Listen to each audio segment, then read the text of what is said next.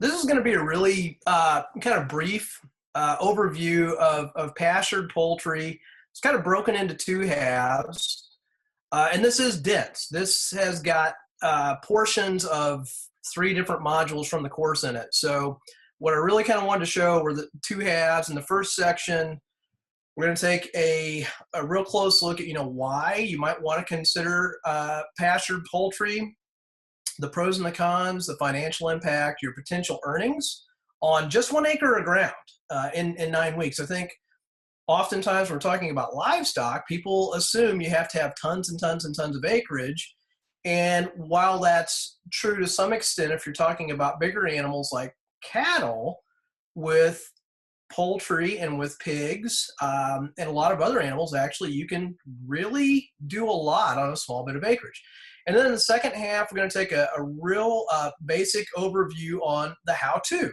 So brooder requirements. And hear me, if you don't get anything else out of this, brooder management is so key to pastured poultry production. Like, you've got to have really good brooder management, and that comes in time. It comes with experience, but it's super important to the bottom line. So when you see all these numbers and profitability, know that, like, that's the result of good brooder management and good pasture management, but specifically brooder. We'll cover feed, water, and grit. We'll take a look at stocking density for both the brooder and in the field, pasture management, maintenance, transportation to the butcher, and even selecting a butcher. We'll talk a little bit about that. So here's section 1. Again, I'm going to take a really close look at these pros and cons. This is something a lot of people don't do. This is something I teach a lot on. Looking at the pros and cons of any enterprise. We've had a lot of people walk into the in-person workshop we've done, and they walked in saying, well, my first enterprise is going to be X. And by the time they walk out of that workshop, enterprise X is not 1, not 2, but 3, because they've looked at the pros and cons. We're going to cover production costs to get started. We'll look at the retail pricing that my farm uses for pastured poultry. You're going to see my actual pricing sheet. Like, if you were to walk up and buy something at the farmer's market, these are the prices we get every week. We'll take a really close examination at my income and expenses from a batch of birds that we finished in October of 2017. And what I want to demonstrate with that is that the proof that you can make about $10,000 or more net, not gross, net, on an acre of ground with pastured poultry. One thing I want to caution you on, though, is while that looks really good and it sounds easy, getting to a point of profitability like that, it's going to take some time. And that is going to come as you build your marketing list and as you grow your enterprise and can get your economies of scale up. And the economies of scale are going to be very evident here in just a minute when we look at that slide. So let's take a look at the pros of pastured poultry. First and foremost, this is a very easy animal to manage. If you don't have any livestock experience, and 12 years ago I didn't, I was, frankly scared to death to start anything with animals, because even though I grew up on a farm, by the time I was about 5 or 6, all the animals were gone. So chickens, not scary. Like, as human beings, we're way bigger than a chicken. So, they're not huge.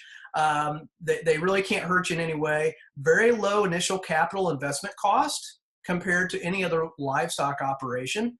They're pretty low risk animal. I mean, sure, you're going to have a few losses along the way, but generally speaking, if you follow a recipe like I teach, or like, some other people out there teach, pretty low risk in terms of death, loss, and production. There's no permanent infrastructure required. I didn't have any permanent infrastructure. I had a book and some ideas and $600. That's what I started my farm with, was about $600, and one chicken tractor and a book. 500 to 600 birds only require about 1 acre of ground. Again, that slide I'm going to show you where we show $10,000 in profit, that was with 500 birds. I could really get 600 birds on an acre, so you could actually increase that a little bit. Very fast ROI. The chicken, is comparable to a lot of things that veg guys do, in that it's about a 60-ish day product to raise, and you can turn around and recycle that money into growing that enterprise or into different enterprises, that's pretty quick in the animal world, 8 to 9 weeks. You get the added benefit of free nitrogen on your pasture. And at some point, you're going to put down so much nitrogen, you will be forced to either mow that grass, make hay with that grass, or go get some ruminants, get some cattle. So this is, something that kind of starts to step into a cattle enterprise. It offers even the youngest among us the opportunity to be involved. When I started farming, my oldest son, Ethan, was only about 4 years of age. It was something that he and I could go out and do together. Yes, it made it slower, but it's take your kid to work day every day. There are a lot of things that he could go help me with. He enjoyed spending time with his dad. I got to teach him some things. So that's a real big pro in my book. While we're not going to talk about turkeys today, because I don't have time. We talk about turkeys in the course, but I'm not going to talk about turkeys here. Just know that all of the equipment and the knowledge will function stack into a turkey enterprise. So everything you're going to purchase, build, learn, use, translates very, very well into adding turkeys at some point in the future into your farm business. Now take a look at some of the cons, because this is, not one thing I don't do is I don't, paint unrealistic rosy pictures for you. This is something that definitely requires scale to optimize the potential financial earnings. Look, I started with 50 birds, then I went to 100 birds, then 150, and so on, and finally got to a point where I was getting up, 400 or 500 per batch. And again, you'll see in the spreadsheet why that's so important. It takes time to get there. Just have the right outlook on that. This is pretty labor intensive. You've got to go out and take care of these guys 2 to 3 times a day, 7 days a week. That's in the brooder or out in the pasture. And, moving chicken tractors is work. Lifting grain buckets is work. Loading chickens into chicken crates and loading those crates up onto a trailer is work. It's hard physical labor. The product that we're making here compared to the conventional food equivalent, if we walk into Walmart, our product is 300 to 400% higher than that conventional chicken. It's about double for organic. I mean, you can walk into Trader Joe's and get an organic bird for $2.49 to $2.99 a pound. My birds are $4.99, and I'm not certified organic. That's definitely a disadvantage in the marketplace. Butchers can be pretty daggone difficult to locate, and sometimes they're pretty far away. My butcher is almost 90 miles each direction. Each batch of chicken is 2 trips, one to take the birds over and drop them off, and one to go pick them back up. Again, that's why scale is so important. We've got to amortize those fixed costs over more chickens to get our profitability up. This is pretty seasonal. I've got about a 6 to 7 month window here. Some regions you might get 9 months. Down in the South, I've got a guy that's been to 2 of the workshops we've done here, Wilson Marsh. I mean, he is way down in southern Texas. He actually shuts down production for about 3 months in the summer because it's too hot to raise the birds. So this isn't something we can do year round. That means if we want to do this full time, if that's our goal, we've got to plan things out. We've got to be able to cash flow 12 months of product into a 6 to 9 month production window. That can be a very difficult thing to juggle. I've figured out how to do that, but it's not easy. These guys are also extremely influenced by weather, and they're really volatile. If it gets really hot and humid, or if it's cold and rainy, they have a tough time. Not going to lie to you. They can be really difficult to manage during those times, and you have to take some extreme measures to take care of them. Now here we're going to take a look at the cost analysis. And this is one of the spreadsheets you'd see in the online course. These are some older numbers, but this will just kind of give you an idea. On the left-hand side of the screen, you can see our 21% starter ration we put together. This is 3 years ago. Cost is almost 29 cents a pound delivered. That's if we're buying it in bulk. This is 3 to 4 tons at a time. Again, you're going to start smaller scale. Your numbers are going to be higher. Your costs are going to be higher. And then our grower out on pasture, 19% protein, was about 27 cents a pound. And then over on the right, what I really want to demonstrate here is scale. So the top right, that's 500 birds, okay? And then the bottom right is 400 birds. And we've got all of our costs over on the right-hand side. That's just showing you our estimate. Again, it's an estimate of our total production costs and our cost per bird to, get these guys butchered and in a place where we can sell them. We're assuming a 4.5 pound average. And back then we were selling these guys for $4.75 a pound. But I always plan on a 10% death loss. If you're wondering why those numbers look a little bit different when you get to the bottom, our cost per bird really isn't that much different if you look at it. But if you look at our profit, we go from $5,000 on the top right down to $4,000 on the bottom right. And that's because of our fixed costs and our time. Our time is barely any more to take care of 500 chickens than it is 400 chickens. And if you look, I really do shoot for $50 an hour. That's what that dollars per hour on the bottom right is. That's what I'm paying myself per hour on my labor with anything I do. And that's what I teach. I'm a firm believer in that. There's some other rules of thumb that I teach on, but one of them is I want to shoot for $50 an hour on my production labor. Now that's not marketing. That's not, driving to the farmer's market. I cover all that in another section, but on my production on farm, I'm shooting for $50 an hour. And something I learned years ago on economies of scale, all those hours, getting dressed, going out to the brooder, getting dressed, going out to the field, loading the chickens, hauling the chickens, picking the chickens up. That really affects your bottom line when you start talking about numbers.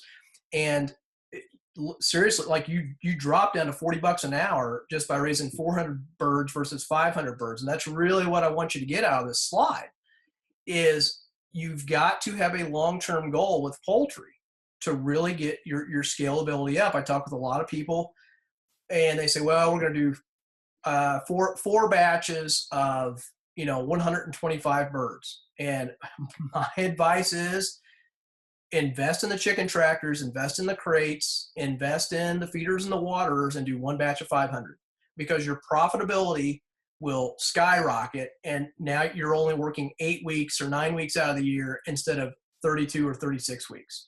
So just keep that in mind long term. You're not going to get there on day one, and that's fine. We all start at ground zero and work our way up. But scalability, economies of scale really plays a huge, huge role in how productive your poultry enterprise can be. Now here is just a quick look at our pricing. Whole chickens, $4.99 a pound. Boneless breast, $10.99 a pound. Yes, we get $10.99 a pound for chicken breast. Leg quarters, $6. Wings, $5. Chicken feet, we just got to start keeping those about a year ago in the state of Indiana. We swing for the fences, $7 a pound. We sell them. Livers and hearts, $5 a pound. Chicken frames, that's the leftover. That's the neck, back, tail, rib section, $3.49 a pound. Those do take some effort to sell, but once you can get people to make their own stock, they're hooked. They will come back for more. But again, it does take time to get people, to that point. Now, this is a slide I put together to show what our initial thoughts were on a batch of birds, like what we thought we should make, assuming we were on the left-hand side, assuming we're selling everything as just a whole chicken. But we don't do that. We sell, as you just saw, things parted out. We sell a lot of those cuts at the farmer's market. Not everybody wants to cook with a whole chicken. There's an ebb and a flow to selling whole chickens and stuff by the piece. But what I want to point out on the slide on the left is our total production cost for this batch of birds was, call it $5,600. You see that 55, 60, 89 there.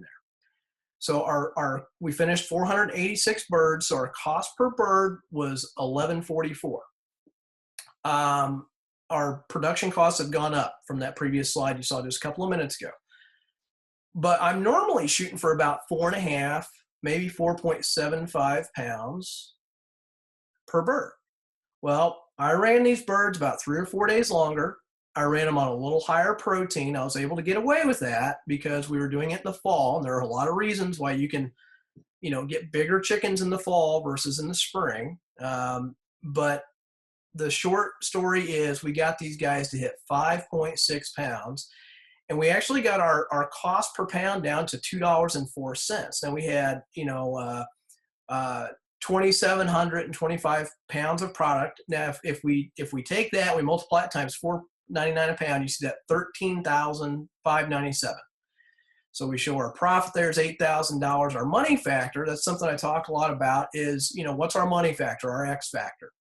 I always want to at least 2X my money. So if I put in $5,000, I want to make sure I've got $10,000 coming back. That, for me, in my system, with the amount of labor that I put into everything, really tends to work out very, very well for hitting that $50 an hour. I'm big on using spreadsheets as a guide, and then going back occasionally and actually inputting all the data like I've done here, to see if we're hitting the mark. And because these birds were bigger, that 5.6 pounds, we actually got our money factor up to almost 2.5. And these are real numbers, guys. That profit per hour on my labor, that's 102.5 man hours, was over $78 an hour. But here's the thing I want to show you on the right-hand side. If we take and we retail, some number of these birds, and I put in 1,635 pounds, that's about how many pounds of whole bird we had come back. We part everything else out, we can actually increase our profitability.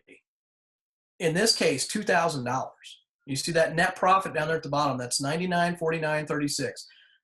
I actually took, my butcher gives me everything back. They write everything down and they'll tell me, okay, you had X packages of chicken breast and this was the average.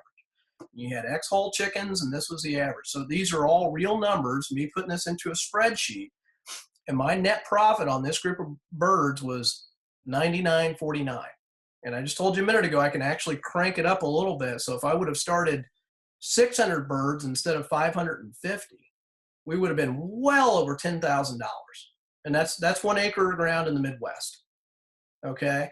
My money factor was pushing 2.8, but look at the profit per hour. Again, on my labor, $97 an hour. Now, are these results normal?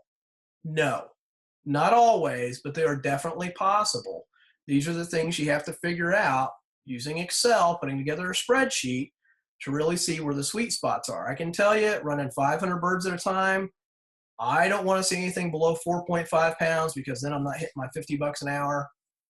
And again, that's just on whole chickens.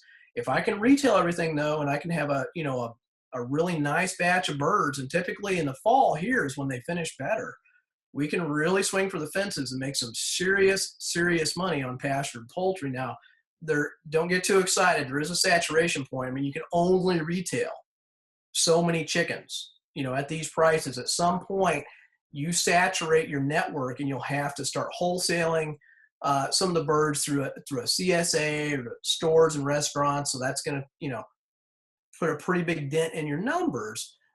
But again, I just want to demonstrate that on an acre of ground, it really is possible to go out and make $10,000 with a little more than 100 hours in labor. Now, you still got to do all your marketing, of course, but look, even if you spend another 100 hours marketing all this, which you probably won't, you're still making $50 an hour, and that's really good money. Now we're going to kind of switch gears here a little bit and get into section 2. And again, we're going to be going through just some of the basics, for raising pastured poultry. And, if you've already raised some birds, a lot of this may seem kind of elementary to you, but if you've just kind of started dabbling with it, maybe you've raised 50 birds or 100 birds, I think there's probably a lot you're going to learn here. Again, I can't really, do this justice in an hour to try and teach you everything that you'd see in the in-person workshop or the course online, but we're going to hit a lot of the highlights so you have a really good idea. If you've never done anything, this is a very good starting point. Some very good lessons here to keep you from getting in trouble. So we'll talk about selecting a hatchery. There's actually a free blog article on this on the grassfedlife.co website. Just some tips and tricks for selecting a hatchery to improve your chances for success. Your brooder space, equipment, both in the brooder and in the field, our feed, water, grit, pasture management, and again, transporting to the butcher.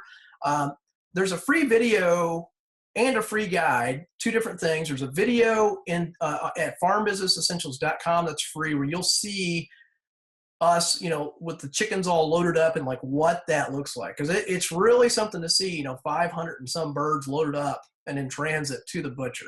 Gives you an idea of what scalability looks like. And then there's a free guide on selecting a butcher. That like there's a lot that really needs to go into that, because you don't want to put all this work into raising these animals and then get to a butcher that does a lousy job. And I've had that happen the very first time I took my pigs somewhere. I mean, they did a really lousy job. They didn't treat my animals well. My customers weren't happy. I actually lost some customers, and I had to reset things. I had to go out and find a different butcher to use that would do a better job. And I talk a lot about this. On the podcast, we've talked about this. I talk a lot about this, and in the teaching I do. A butcher is an extension of your farm, whether you like it or not. They represent you to your customers, particularly if your customers have to go there to pick something up. So keep that in mind. Again, that guide's free. It's only about 3 pages long, but man, there's a whole lot of wisdom in that thing that will help you avoid landmines with picking a butcher. So first thing, try and find a hatchery that's going to get your chicks to you within a maximum of 2 nights. Again, reference that blog article. It really explains why that is so important. Then we've got to keep these day-old chicks at 95 degrees for the first week. And after they're a week old, we want to start to slowly reduce the heat over the next couple of weeks. I liken baby chicks to tomato plants. You can't just take a tomato plant from indoors or a greenhouse and go straight outside. You've got to harden it off. You've got to toughen it up, and that's kind of what we're doing with the chicks. The brooder should be a really super cozy, happy place for the baby chicks, and they're all warm and they got it easy. They're on easy street. So we've got to start to kind of, rough them up a little bit as we get ready to take them outside so that they won't get shell shocked when we take them out there. 0.25 square foot per chick in the brooder, maximum stocking density.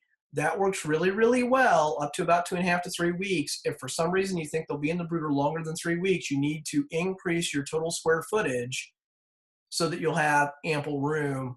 Stick with that number. That's a very good rule of thumb to use. I'd say early on, even to a point of scalability up to 500-600 birds, that works really, really well. So this is a picture of the inside of my brooder right after I rebuilt it a few years ago. It's no longer that clean and pretty and pristine.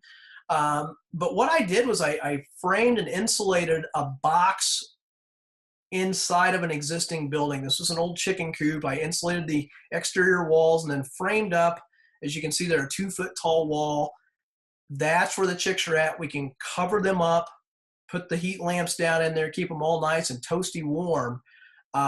So that, they get a really good start on things. This is particularly important early in the season if you start birds in March or April.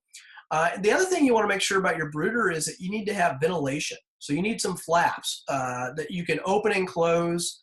Air should move through the brooder, but you don't want it to actually hit the birds directly, particularly early in the year when it's really cold. So they need ventilation, but again, not air directly on them. I've got a combination of flaps, doors. I take this insulation on, off, turn heat lamps on and off.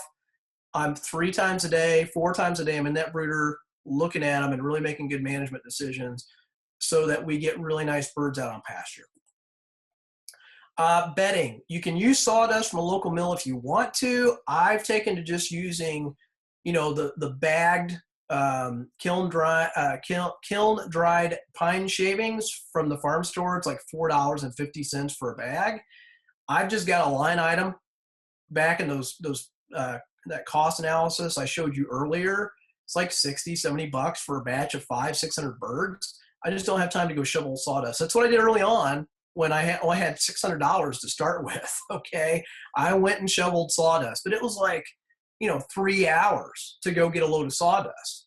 Whereas now I can go to the farm store and be home in 30 minutes. And, once your scale gets bigger, your time becomes so precious. In 2.5 hours, you know, to save, you know, $50 or something.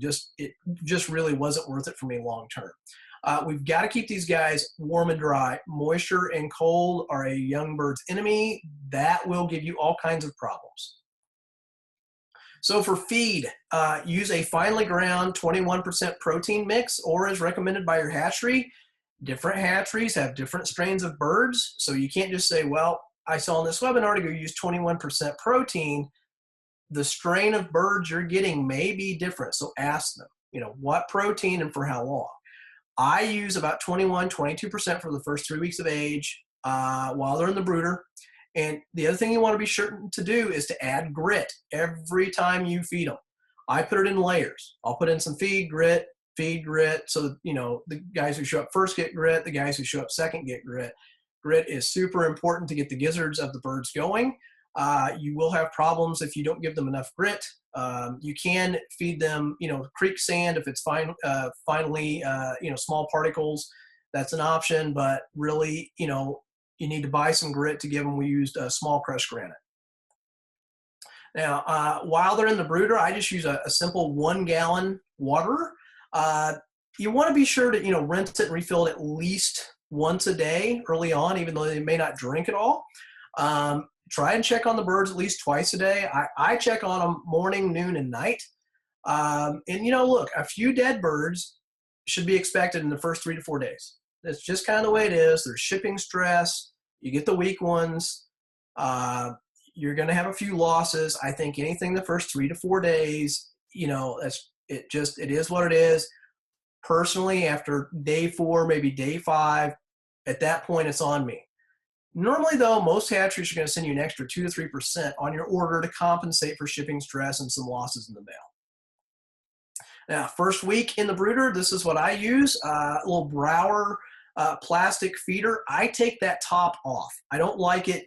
You know, you'd have to fill that stupid thing every couple of hours to make it so the chicks can get access to the feed. So I take that off. Do they waste a little bit of feed? Yes, they will waste a little bit of feed, but these are little Ferraris. They've got to have access to the fuel they need to grow. So take the top off. You're only going to use it 7 days maximum. If you've got really good brooder management, a lot of times I'll pull these at day 5, day 6, because they're big enough they can get to the next feeder, which is this guy. This is a metal feeder, galvanized metal. I use this from week 1 through week 3 in the brooder. You're going to need the additional length to facilitate the same number of birds as they grow. Having enough feeder space so that enough birds can belly up to the bar at one time is really important. Again, they will get stressed, and stress is our enemy. That's what we're trying to avoid. They will get stressed if they can't get up to the feeder and eat enough feed to grow properly. Now, once you're out on pasture, you can use a Bellmatic waterer like this. I hooked this to a 5-gallon bucket. This is from Cool Corporation.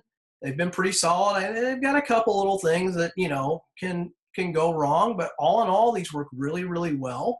And you can use these for the turkeys also. Now, once you're out on pasture, you're going to want to get a larger capacity feeder. This is a Brower reel feeder. Again, there's a blog article on this on the Grass-Fed Life website. I would encourage you to read that. I explain why this is so important. These things are, number 1, expensive, and number 2, they will pay for themselves. That's always the litmus test for equipment. If it's expensive, that's okay if it's going to pay for itself in time, and these absolutely do pay for themselves. I do suggest you add a lag bolt for the handle, because they send these little weenie screws and they will fail eventually.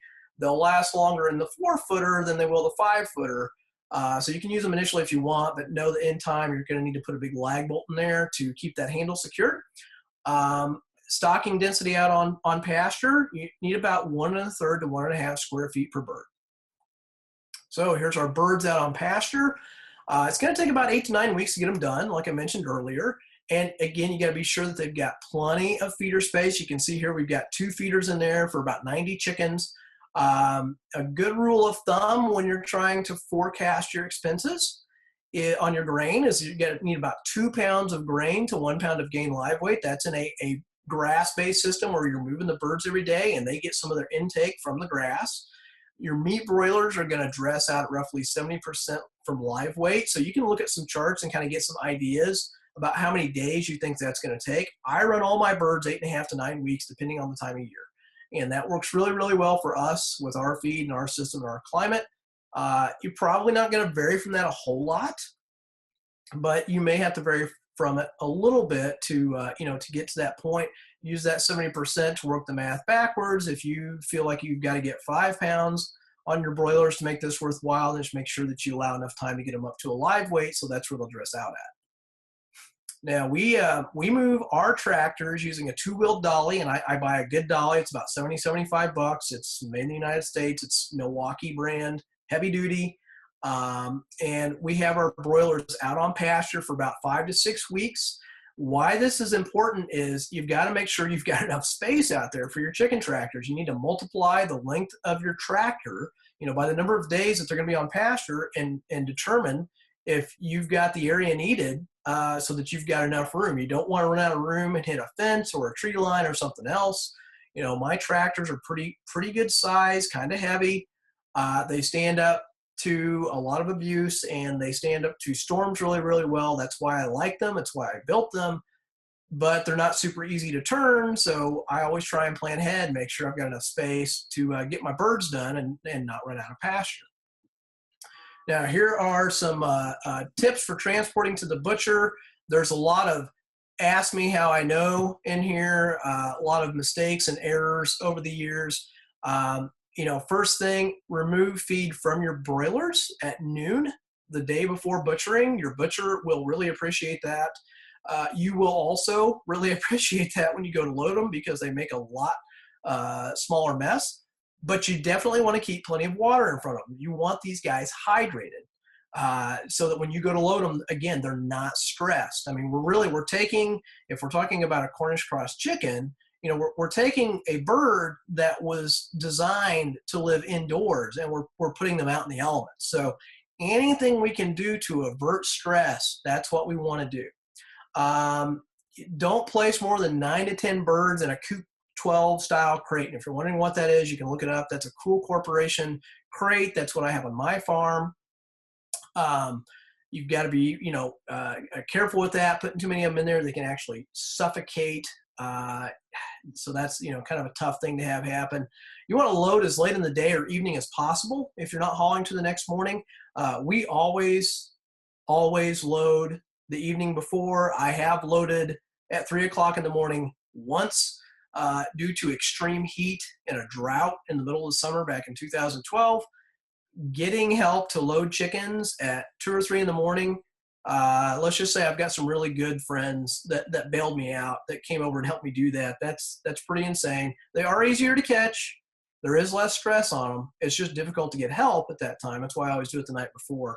And we've learned some things we can do to make that easier for them so they don't stress out.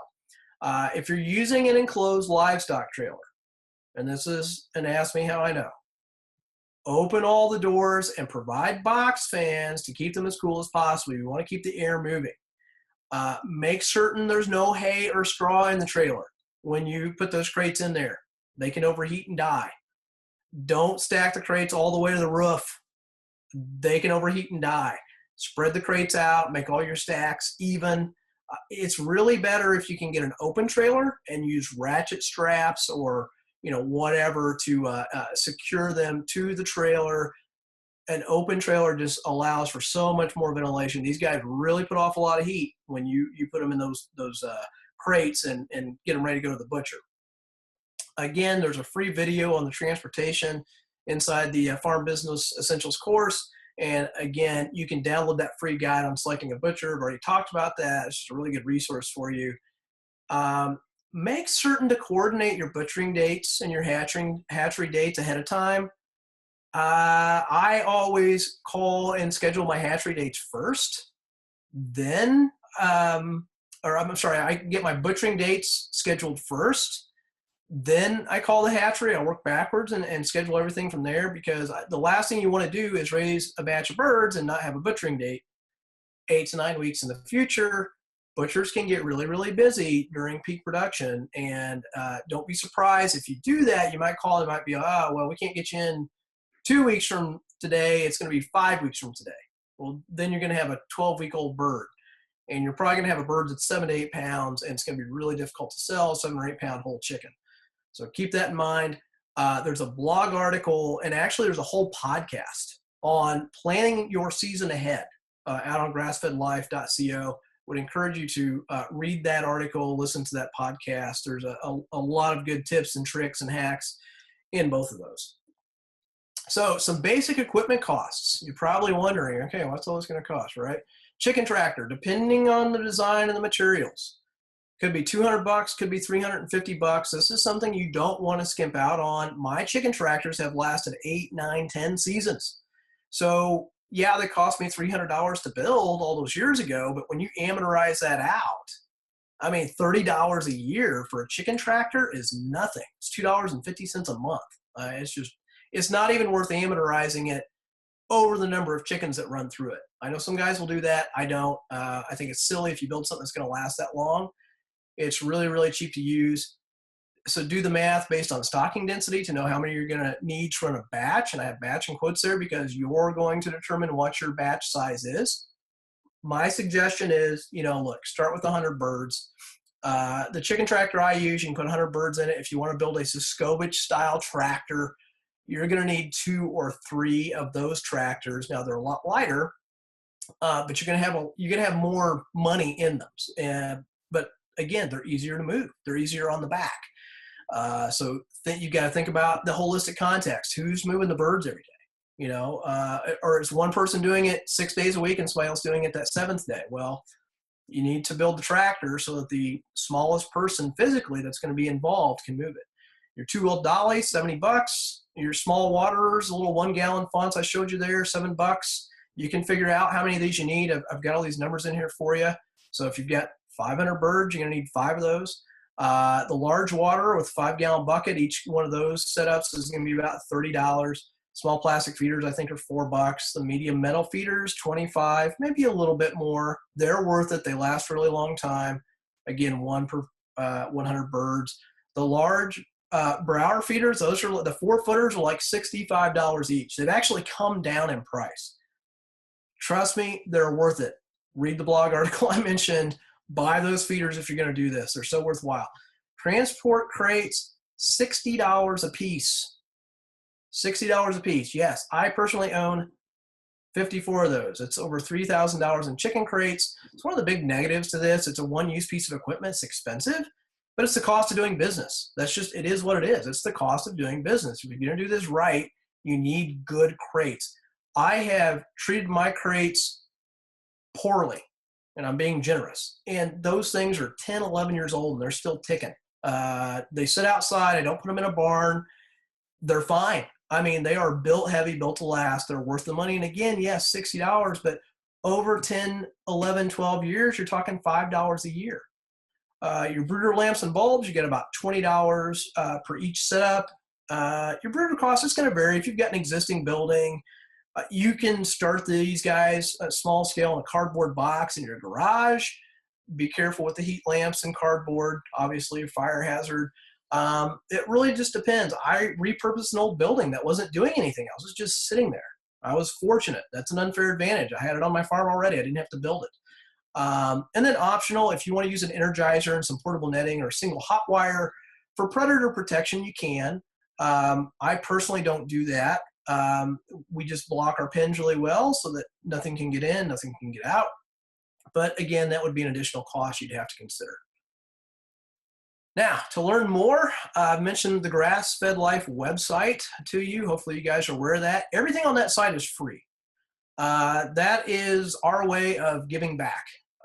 There is a free weekly podcast. There are a lot of free blog articles out there. There's more blog articles coming. Last week, Diego wrote a blog article / short thesis on starting a farm-based business. It's like 12 pages. It's an excellent read. I've been self-employed full-time since 2010. I've been farming since 2007. I learned a few things to implement in reading that article. It's really, really good. And one of the number one questions we get is like, how do I go about starting a farm business? That's why there's a whole nother webinar on starting a farm-based business and insurance and legalities and structure and accounting and bookkeeping and all that stuff. So check that out. That's on the website. It's free. There's links to all this suggested equipment that I just covered out there. You can go out, look at that, see what you think. I mean, this is the stuff I use. I don't recommend anything I don't use. I don't take any endorsements or get paid anything to recommend that. I've never been given any equipment for free. It's just stuff I buy and use and like. Stuff I don't like, I'm not going to tell you to go buy it. I'm not going to waste your time. Something else we've started recently, our Facebook page. We put a lot of stuff out there, put the podcast out there weekly, some other articles of interest, things like this webinar. So you can go out on Facebook and follow us there. If you're serious about farming, Diego mentioned early on, like we've put together the Farm Business Essentials online course. You got a link to the website there. You know, specifically for Pastured Poultry, if you take that, there's a complete equipment list. There are field videos and instructions, you know, showing you how to raise these guys from start to finish. And again, earn $10,000 an acre. There's 45 minutes just on brooder management on the field video. And then there's brooder management in the lecture module as well, because it's so incredibly important. It took me about 3 or 4 years to finally figure out brooder management. And it is the single biggest thing with Pastured Poultry. If you don't do a good job there, they're just going to struggle. That's why we spent so much time in that course covering that. There's an entire module dedicated to setting prices and selecting retail cuts. That's another question we got a whole lot. We actually added a whole section into the in-person workshop that ended up going into the online course just on those things, because people really struggle with that. I struggled with it. I think that's one of the best modules out there, to be honest with you. I go through over 10 different methods that we sell stuff from our farm. There's no theory. This course is zero theory, zero, I think this might maybe work. You get a certificate at the end to put on the wall. Nope, that's not how we roll. This is all, you know, real world proven strategies. That's what I'm all about. I'm an engineer by trade. So if it's not pragmatic and useful, I'm not into it. We got spreadsheets. You kind of saw a sample of those at the beginning, you know, showing you how to charge the right price for your stuff so you can earn that $50 an hour. You get direct access to myself via the Facebook group and member-only webinars. And then, you know, the course in total, there's 23 modules out there. Everything you need to start, run, and succeed with a farm business. There's marketing, business setup, branding, spreadsheets, production, time management, infrastructure, animal management. I can't even really, it's over 25 hours and it's growing. So you can go out and check that out and see what you think. And that's really all I've got on this. So I'll turn this back over to Diego. So this is the Farm Business Essentials site. This is where the course is. This is what's taken up a lot of my time over the past few months. That's why I haven't been on YouTube much at all. But if you go to this site, we're still developing. We're adding a lot out, and the goal is to continually add to this into the future.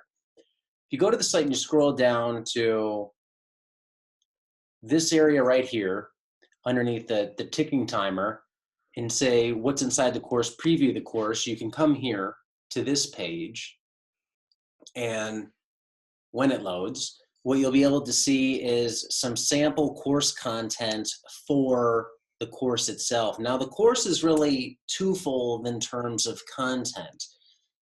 We tried to approach this in two ways. We tried to show lecture style content and also in the field content. I think a lot of workshops out there, they'd go one or the other. We have a blend of both. So just on this page here, you can see a sample of the lecture style content, which we filmed here, and the in the field stuff, which is actually filmed on Darby's farm while he was in production last summer and last fall. So very current, actual stuff, how he does it.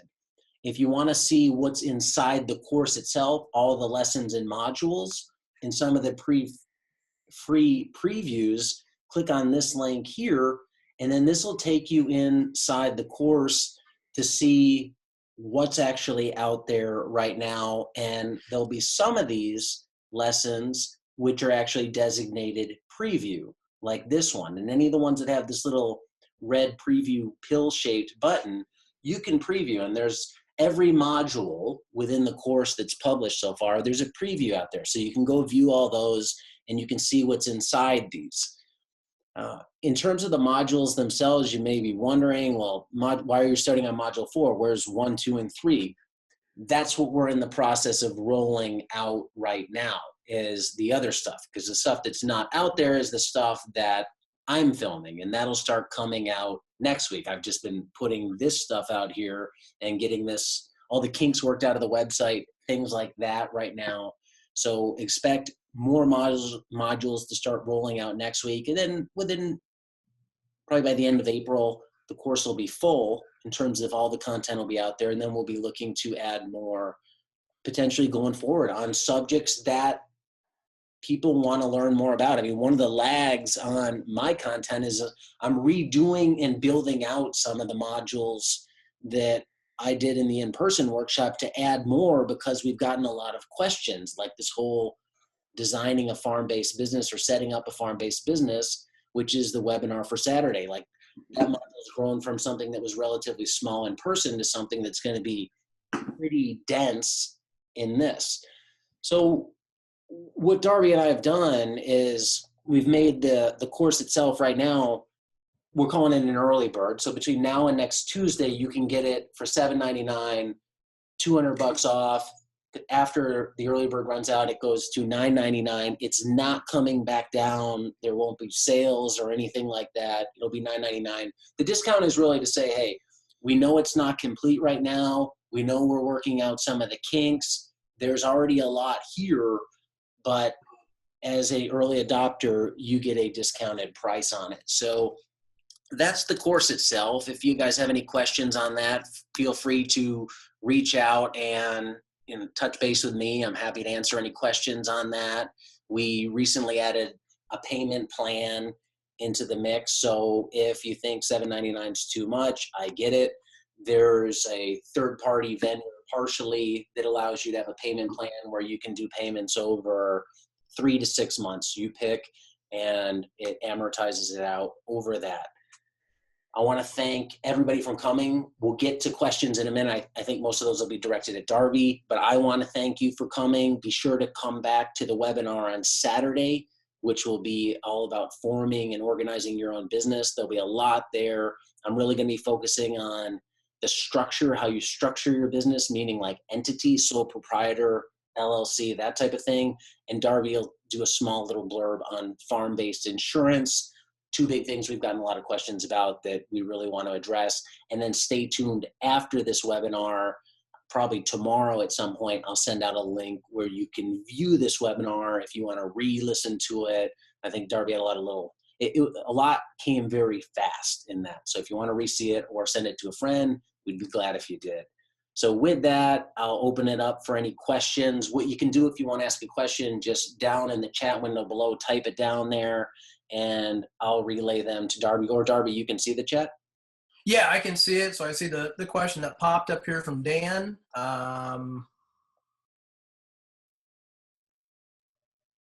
Okay, so you're wanting to raise broilers on his land. I think the way I would approach him, particularly if we don't want to necessarily pay him anything, you're adding nitrogen to his pasture, and that nitrogen is going to grow a lot of grass. I'm a big proponent of trading and bartering. Like I said, literally, I started our business with $600. We're grossing, $200,000 a year now, and no employees. You do that by being smart. I bartered for a truck, a livestock trailer early on. I rented equipment. I think it's kind of the same thing here. Hey neighbor, I'd like to raise some birds on your land. You know what? I'll give you half a dozen chickens. You're going to get some free nitrogen. And if you ever need a hand with your cows, you let me know. Would it be okay if I raise 500 chickens out here, or whatever it is, and define where you're going to raise those, and just kind of define, that if you need to put up some temporary electric fence to keep his cows out of your chicken tractors, like you'll do that. If there's no money changing hands, I don't think there's any need to have an agreement, but if any money is changing hands, I think a really simple little agreement that you and he both sign would be wise, even if you're only paying him $50 or $100 or something. So that's how I would approach that. Why do I prefer the bell water over nipple? I hate nipple waterers. I used them once. I think they're still laying in a pile behind one of my barns. They dispensed way too much water. I had the bucket 3 or 4 feet above those things, and it was too much head pressure. And when the bird would go to drink, a solid stream of water would shoot out. The bell waterers just work. They're easy to clean out. I can quickly see if they're working or not. I can step in there, dump it out. It immediately starts filling back up, or it doesn't. I don't know. It's just, it's what works for me. They also double really, really well for turkeys. I don't use a different waterer for turkeys. The only time I don't use the bell water for the turkeys is when it gets to be freezing, and those things will freeze up, even sub 38 degrees, 36 degrees, they can have problems. That's when we'll stop using them for the turkeys. But beyond that, they function stack really well. How much of this changes if you're doing layers instead of broilers? Yeah, I don't do layers for a reason. It's really difficult to make money on eggs. You've got to be at a huge scale. I have done eggs in the past. The assumption I made with eggs was that it would bring me a lot of new meat customers, and it really didn't. It brought me a lot of vegetarians who were really pissed off when I didn't have eggs for them at 5 minutes before the market closed. That's what it brought me. So I think at scale, it is something that could work. I've got a young man that's going to be setting up shop here this summer, running a couple of complementary enterprises on our farm, layers being one of them. We took a look at that, running 125 birds, which is not huge, but not small. The best we could get his hourly rate up to on those birds was about $22. And I was beating the crap out of that spreadsheet.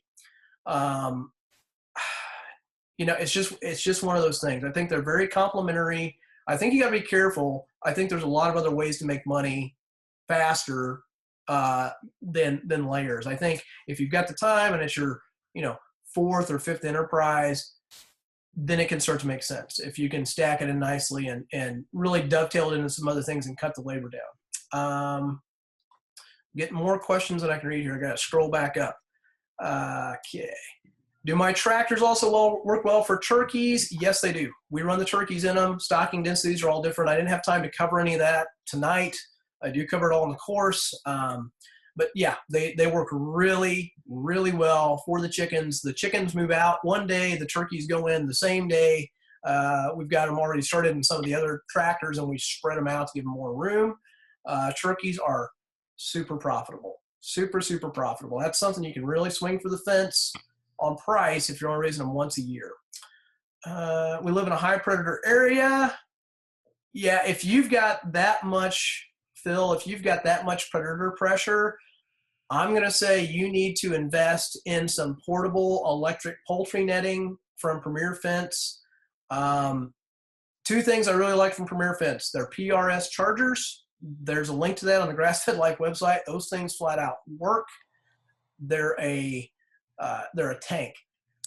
Their poultry netting, the 100-foot sections, it's a little bit more expensive. I don't like the 164-foot sections. It's really heavy. It's difficult. I'm, 5'9", 165, 170 pounds, pretty muscular. Anything more than 100 feet, man, it gets heavy. And if you've got somebody else trying to move that stuff on your farm that's not physically big, it's tough. The 100-foot section, I like it for 2 reasons. One, it's lighter. I get the stuff where it's got the extra posts. We do have a few layers because we eat eggs, okay? We sell the extras, but we've got a couple sections of that stuff for our layers. The double spikes and the extra posts. I think the posts are every 8 or 10 feet or something instead of every 16 feet. That's what I would tell you to buy.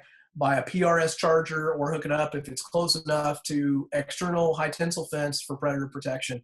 I wouldn't, if it's that high predator issue though, I'd probably get a dedicated PRS 100 charger that's going to put 10,000 volts on that fence to keep them out.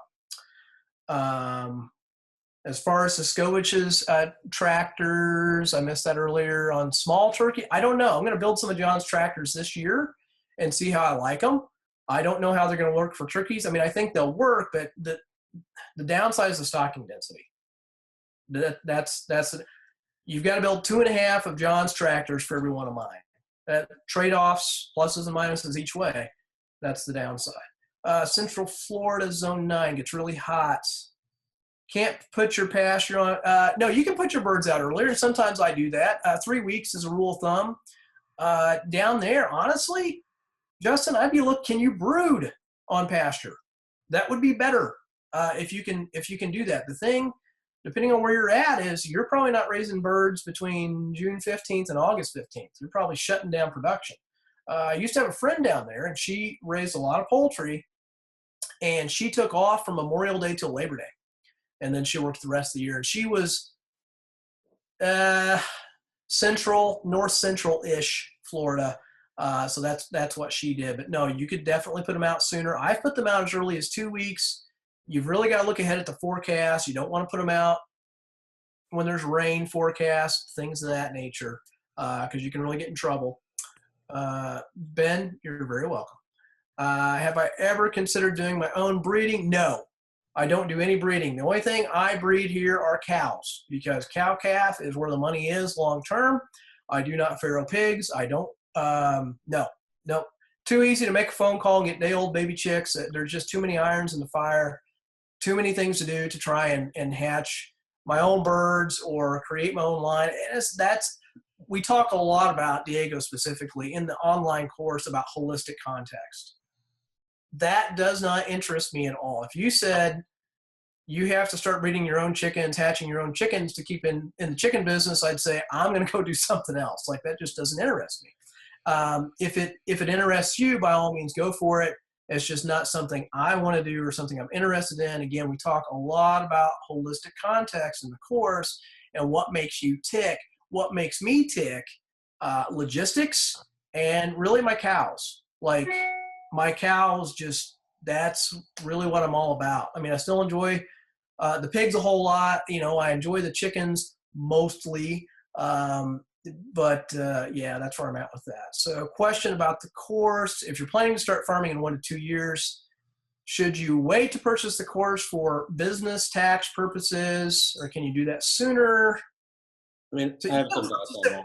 Yeah, I'll let Diego. You're saving $200 right now. It's probably not going to save you $200 on your taxes in 2 years. That's my thought. But Diego, I'll let you address that. Yeah, I mean, it comes down to when you look at the IRS code for tax code and talk to a CPA about this. You can have a business or a hobby. Now, you can write off some hobby expenses if you're selling some of that product. If you're not doing anything and you're just in startup, there's no sales. Now you're in this startup phase. So what I would do is talk to a CPA accountant, and I would ask them this specific question. I want to start this business in X months. In order to start that business, I need to do some R&D. Part of my R&D is buying books, it's buying courses. If I don't have any sales, can I write that off? Because conceivably, there's some businesses or opportunities you may research and they're just a no-go from the start, but you have to outlay some money to do it. The other thing you'd want to think about is maybe you already have an existing business structure. Like, say you already have a farm and you raise beef, and now you're thinking about, well, I'm going to raise pastured poultry. I haven't raised any yet. I'm just vetting that out. So you really got to look at the nuance there, hobby versus business, see what a CPA thinks. And if you spend an hour consulting with a CPA at $100 and say you bought this course and some other books, if they said no, well, then you got to decide, do you want to wait? Do you want to do it without the tax write-off? Or if they say yes, well, now you have $100 or $1,000 tax write-off. So think about that, but I definitely talk with somebody and explain the situation of what you're trying to do, and they'll be able to walk you through that. And before we go back down into the questions here, Darby, there's a different window with one came up, and I picked up an FFA book on how to raise chickens at Tractor Supply. Not sure if it's a good source. Would you recommend any other good books on pastured poultry? Yeah. So, yeah. This is, this is your Bible, Pastured Poultry Profits. I mean, I think this should be on your bookshelf. It's still something I reference. I think it's a good resource. There's another book. I don't know if I've got my copy laying here. Yeah, this is a good book that Diego turned me on to. This is your Pastured Poultry Feeding by Jeff Maddox. Pretty thin, but all about feed, grit, the management of that type of stuff. I think those are both good books that you should probably have if you're going to do poultry. Those are really the only two I could recommend, though. Here's one John McCauley, he's a Pastured Poultry guy in North Carolina, put me on to right here. You might be able to find it on Amazon used. It's 1954, but mostly just feed around poultry. It's an interesting book to flip through, but if you're really interested in this subject, there's another one to add to the list. Yeah. Can you raise point of lay pullets in a system like this or start? Yeah, you could. You got to have a market for those. So, I mean, urban chickens are kind of a big thing right now. I mean, it's possible. I've looked at that, but you can also go buy started pullets for like, I've heard of guys buying started pullets that are, 4 or 5 months old for like $4 or $5 a piece. If you're going to buy 100 of them, that's really hard to compete with. I think you got to have a niche. I think you got to have some nice heritage breeds. And I think you got to be willing to like almost drive those into the city, and find the urban, gardener / I want 6 laying hens on my property and get them to pay real premium. It's not anything I've ever done. I guess there's a possibility you could do that. Diego, there's a question for you about it. Are you running any systems like this in Southern California?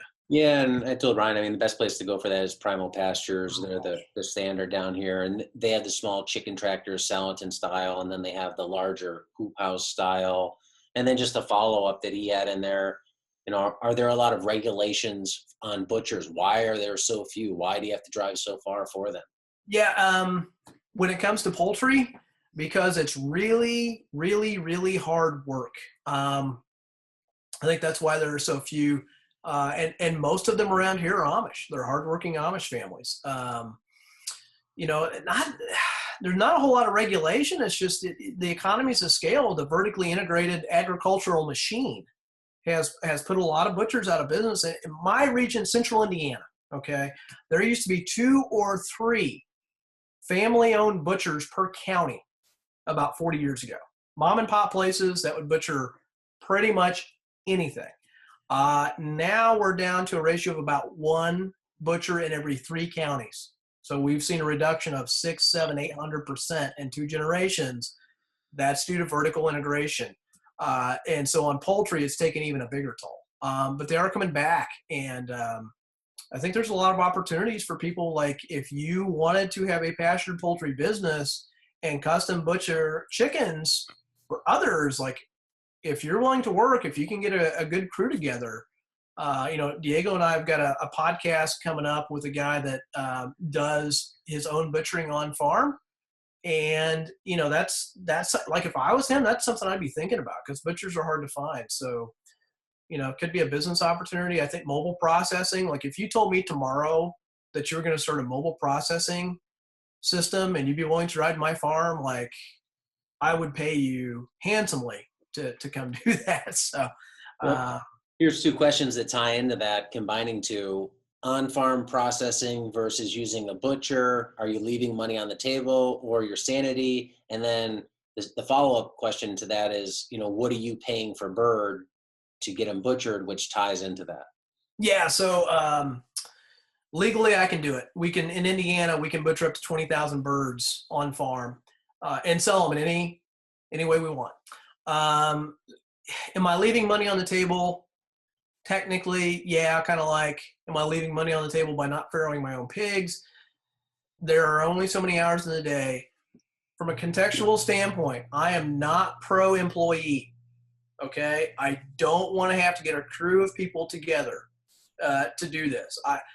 Where I excel is on the production side and on the marketing side.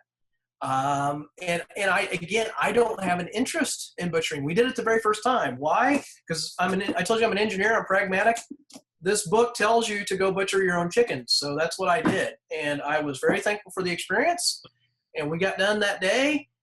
And my wife said, "What did you think?" And I said, "I think if we're going to do this again, we're going to hire a butcher. And if we can't hire a butcher, we're not going to do it again because I don't want to butcher chickens. It's just not what I'm into. It's not cheap to go buy that equipment and get a setup. Now, will it save you money in the long term? Yes, it absolutely will. Contextually, if that's something you're into, I say go for it. It's just not something I want to do. The cost per bird for me, it's $3.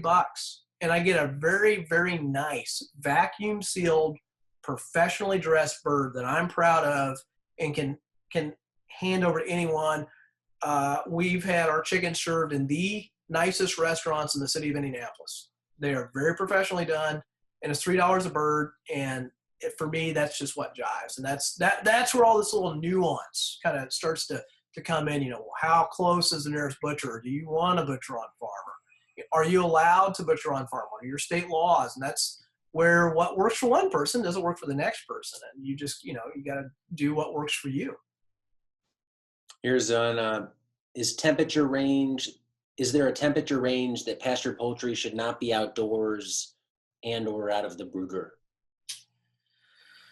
I'm not quite sure I fully understand that question. Meaning, when's too cold to be on pasture and when? Yeah, so anything below 40 degrees, adult birds really struggle. Okay. I wouldn't want to put my birds out on pasture if the nighttime lows were going to get sub 55 degrees, ideally. Sub 50, they got to be really feathered out. That's ideally. You get big temperature swings in the spring. What I've found here, every spring is getting colder and rainier and staying that way longer. We actually had hypothermia issues last year on like May 5th, May 6th.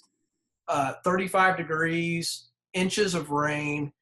I pushed my production back a couple of weeks this year because that's just the trend we're seeing right now in my region, at least. Colder, wetter, not warmer and drier, contrary to what you hear on the news. But yeah, sub 50 degrees, they really struggle.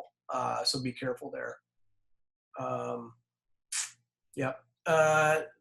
John, no, I have not joined the APPPA.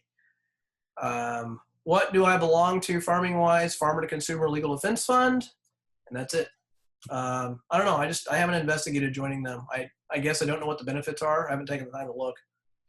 So let's see. Feed mills. Okay, so when you're first starting out, I think whatever you can get at the farm store is fine. If you're going to run 50 or 100 birds, they're probably going to have something that's going to work for you. It boils down again to that holistic context. If you want to be GMO-free or organic or soy-free, most farm stores, they might have a GMO-free option, maybe an organic option, but mostly they're going to have a conventional soy, corn, medicated feed option. That's probably what you're going to see. So that kind of boils down to context. I personally, I haven't written a guide on this yet. I probably will. I think I'm committing to that now. I think you approach working with a feed mill the same you approach working with a butcher. The thing with poultry, if you're butchering off farms, like you're very dependent upon your feed mill, your butcher, your hatchery. You're partnering with them.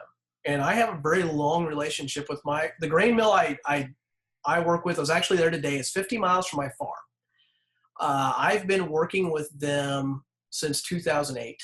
So 10 years. And I actually thought about that when I walked in there today. I've been coming here for 10 years of my life.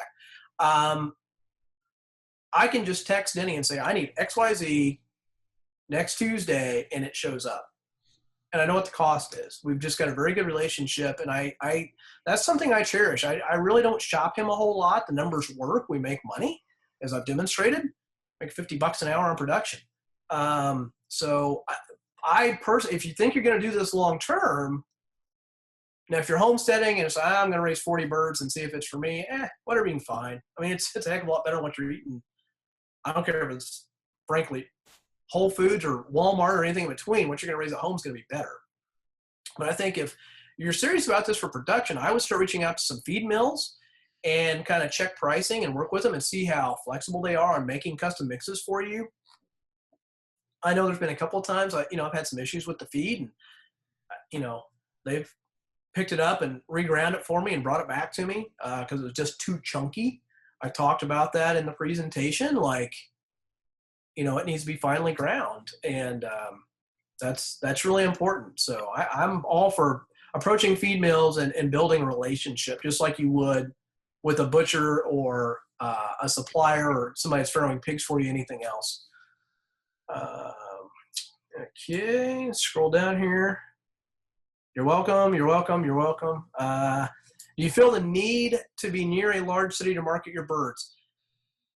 Something I teach in the course is if you are going to direct sell stuff via a farmer's market, and that's something I do. I know not everyone's into that. If you go back and listen to the podcast we did with Charles Mayfield down in Tennessee, he did $30,000 in business last year, his first year in business, and never set foot in a farmer's market. Doesn't want to set foot in a farmer's market. He lives in a very rural part of Tennessee, and he's got people coming to him. So I don't think you have to. I think there are advantages if you're closer to larger cities. I think you got to be willing to drive. And something I talk about is, like, if you've got to drive an hour and a half or 2 hours to get into a major metropolitan area, that's just part of it. You factor that in. You factor that into your time, your labor, what you've got to earn per hour. Now, if you're 6 hours or something crazy out west from a city that's got 100,000 people, that becomes more of a struggle. Certainly, I think maybe at that point you start looking at co-ops you can work with, selling probably more direct into stores and supermarkets, restaurants, things of that nature. The thing is, when you're out like that, everybody's got, and this is something else I talked about in the course, everybody's got an unfair advantage. And you've got to look at that unfair advantage, recognize it, and use it to your advantage. So what's my unfair advantage? I'm 35 minutes from downtown Bloomington, and I'm an hour from anywhere in Indianapolis. I've got a lot of people in a very short distance from my farm. My disadvantage is that land around me is selling for $10,000 to $13,000 an acre. If you're way out, Luke Gross, who has been on Diego's YouTube channel that I talk with sometimes, he's just down in southern Indiana. He's like, what, Diego, 3 hours from me? Yeah. He bought a 7-bedroom house with 20 acres and outbuildings for just a little over $100,000. So what's his unfair advantage is the cost of land, right? So you can produce more and you can sell at more of a wholesale margin. So I think, is it nice? Yeah, maybe. I mean, it really depends on that whole, there's so much I can't even get into here, assessing your market and, trying to figure out, well, and then on top of that, my personal context, like what works for me, what works in our life, you've got to figure that all out. And that's why it looks similar but different for every farm. So I don't think it's a must, but it's got unique challenges, but it's also got distinct advantages too. Yeah. What sorts of resources do you use for weather prediction? Predicting the weather in Indiana? Are you serious? If you don't like the weather today, come back tomorrow. It'll be different. That's tough. I mean, I've literally personally experienced a 110-degree swing in 7 days in the state of Indiana. No joke. It's crazy. Minus 50-degree wind chills, and 7 days later it was 60 degrees outside. So yeah, I talk a lot about this when you're first starting out. I don't care what you're raising, pigs, chickens, whatever, like work with nature. If you're going to go start pigs, for instance, start in May, finish in October. Just make it easy on yourself. Same with chickens. Start in May, or start them in beginning of September, finish in October. Like, just make it easy on yourself. There's really not much of a way to do that, at least here. No vaccination on birds. I don't medicate them. If they get sick, they die. Just being honest. We will reactively treat a pig or a cow if it's an acute thing we can treat and save its life. Or if we have one that has worms or something like that, we will, but not with chickens. We don't do anything. I raise a slower growing Cornish cross. And I mean that genuinely. This particular line has not been doctored with in 30 years. If I had to use a standard Cornish cross, I probably would have quit. They're a moving target. Big bird world says, hey, we need the chickens to do this, and the guys in lab coats go re-engineer that bird to do that. And then you got to play catch up and figure them out. And it's a moving target. I worked with Schlecht Hatchery out of Eastern Iowa, very small family-owned mom and pop place, and the birds are static. She's got them under a perpetual license, as I understand it, so they don't get doctored. And from year to year to year, the birds are the same. I figured out the management on them, and I love them. I love them. You got to give them an extra 3 to 7 days, but beyond that, they are fantastic. I've never done the Rangers. I think we're getting to a point here, and I've talked a lot about this, like food culture plays a lot into that. So if I were in Southern California or someplace else that was a bit more progressive with food, Portland, Oregon, I think you could do that. And I think we could raise them here. I know Luke has done this somewhat, but it's still different enough that your average soccer mom in a parking lot on Saturday morning is going to look at that Red Ranger and be like, what? I've never seen a chicken that looks like that. What's wrong with it? That's the standard response you're going to get.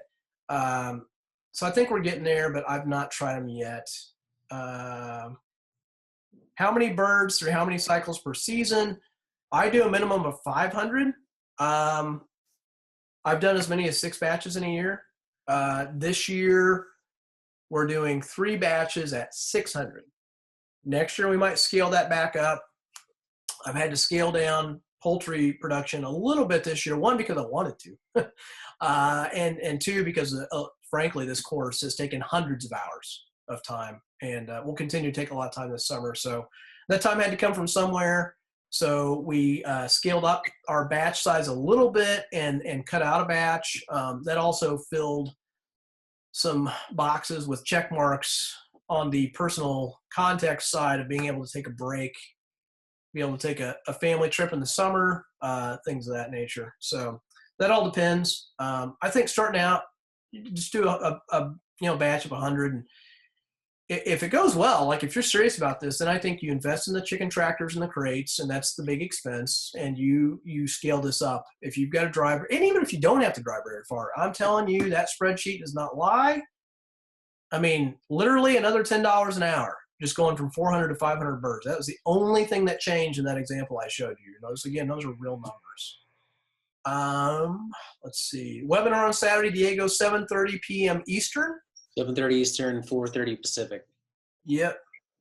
That had to slot in behind Brick World, which I'm taking my youngest son to because he's a Lego maniac in downtown Indy. So that's why that was a little bit later. Yes, it will be recorded as well. Yep, of course. Here's one other question that came in through like a Q&A thing.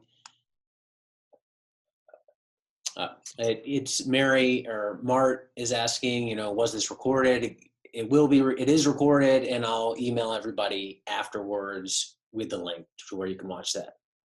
Okay. What other animals do we cover in the course? So what we cover in the course, pasture broilers, pastured turkeys, our pigs, which we raise in more of a forest system. If you want to raise them on pasture, that's fine.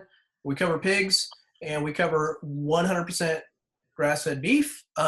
We cover those things because that's what I can speak on at an expert level. I'd be disingenuous if I tried to teach you about goats or anything else. So Those are the three main things we cover right now. We have aspirations of covering more in the future, but initially that's what we cover. That is kind of the perfect three. Honestly, if you get into livestock, no matter where you go, most Americans will eat at least, if they eat meat, they will eat at least two of those three animals. And it's very easy to find butchers for them. If you start getting into some other stuff, it can get a little bit more difficult. All right, that clears out the board. So thanks again for coming. Be sure to check out grassfedlife.co for all the free resources, for more information on the course, farmbusinessessentials.com.